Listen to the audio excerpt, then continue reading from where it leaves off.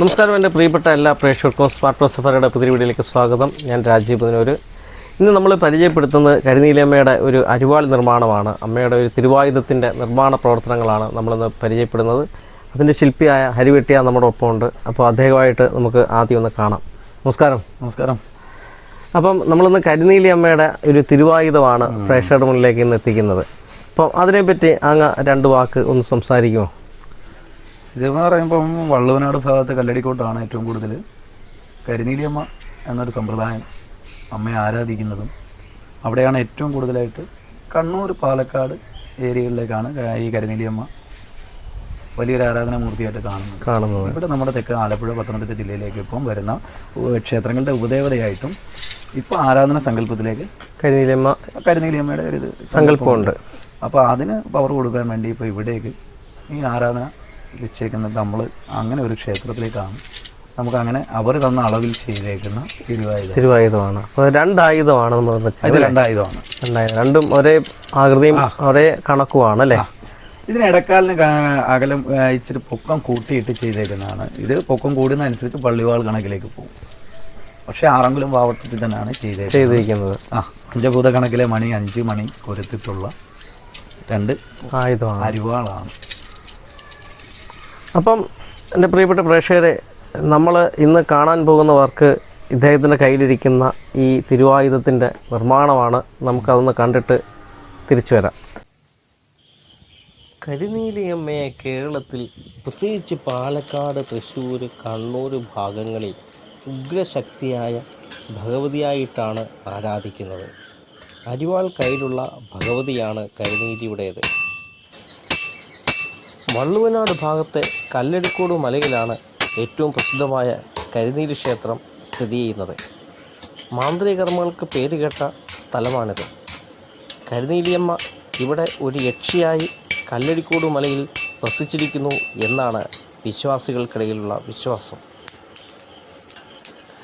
കരിനീലിയമ്മയുടെ അരിവാളിന് ധാരാളം പ്രത്യേകതകളുണ്ട്. വെറും അരിവാൾ അല്ല, ചന്ദ്രക്കല പോലെ ഉള്ളിലേക്ക് വളഞ്ഞ് അറ്റം കൂർത്തിരിക്കണം. ഇത് ദുഷ്ടശക്തിയെ ഛേദിക്കാനുള്ള പ്രതീകമായിട്ടാണ് കണക്കാക്കുന്നത്. കരിനീലിയമ്മയുടെ വാൾ നിർമ്മിക്കുന്ന സമയം എന്ന് പറയുന്നത് തിരുവാതിര, മകം, ചോതി പോലെയുള്ള ദേവിക്ക് പ്രിയപ്പെട്ട നാളുകളിൽ മാത്രമാണ് നിർമ്മാണം തുടങ്ങി വെക്കുന്നത്. രാഹുകാലം ഒഴിവാക്കിയാണ് ശില്പി നിർമ്മാണം ആരംഭിക്കുന്നതും.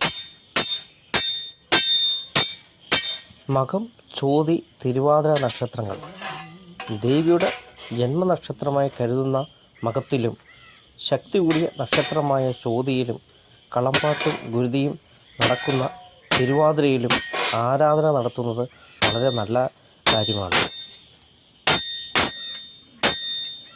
മിക്ക ക്ഷേത്രങ്ങളിലും ദേവിയുടെ ആയുധങ്ങളുണ്ട്. അങ്കുലം ആണ് അളവ്. കരിനീലിയമ്മയുടെ അരിവാള് സാധാരണ 12 മുതൽ 24 അങ്കുലം വരെ നീളമുള്ളതാണ്. 1 അങ്കുലം ഒരു പുരുഷൻ്റെ നടുവിരലിൻ്റെ വീതിയാണ്.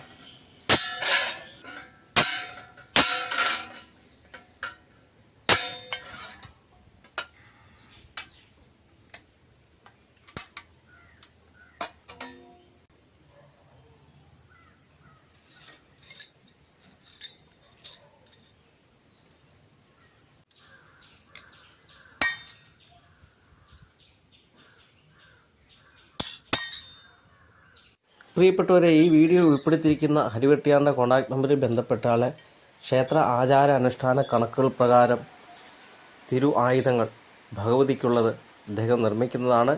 ഓർഡർ അനുസരിച്ച് ചെയ്തു തരുന്നതുമാണ്.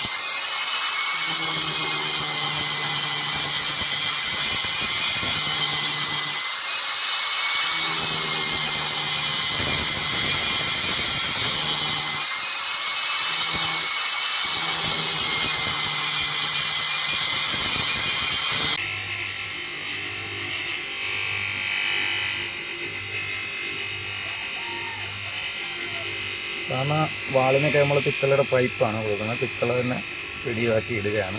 ഇതിപ്പം അരിവാൾ സമ്പ്രദായം ആയതുകൊണ്ട് തടി നമ്മൾ ഉൾപ്പെടുത്തിയിട്ടുണ്ട്. തടിയും കൂടി ചേർത്തിട്ടാണ് തടിയുടെ പിടിയാണ്. രണ്ട് സൈഡിലും 1.5 ഇഞ്ച് വലിപ്പത്തിലുള്ള പിത്തള ചുറ്റും ഒരു സൈഡിലും ഇറക്കിയാണ് നമ്മൾ വർക്ക് ചെയ്തിരിക്കുന്നത്. ഒരേപോലെ തന്നെ കുരുക്കം പറ്റിയിട്ടുള്ള ചുറ്റുകളാണ്.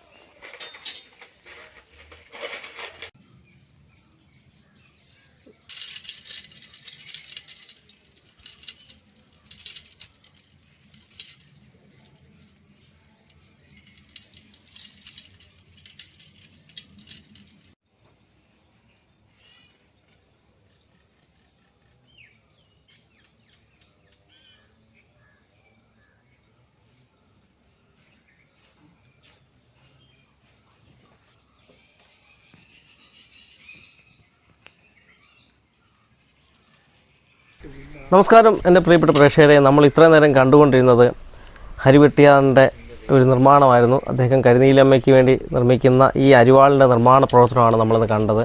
അദ്ദേഹം അതിൻ്റെ ശാസ്ത്രീയ കാര്യങ്ങളൊക്കെ അദ്ദേഹം നമുക്ക് പറഞ്ഞു തന്നിട്ടുണ്ട്.